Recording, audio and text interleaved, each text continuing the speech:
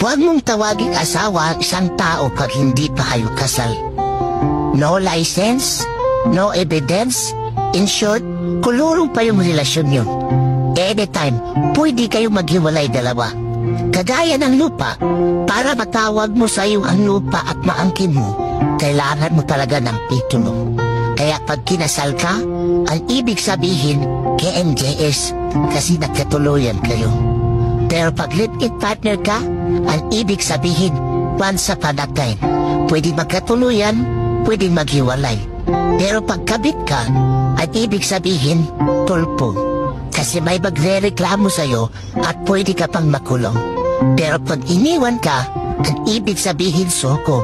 Naluko ka na, na-scam ka pa. Kaya gulapin mo yung biyanan mo. Isuli mo ang kanyang anak.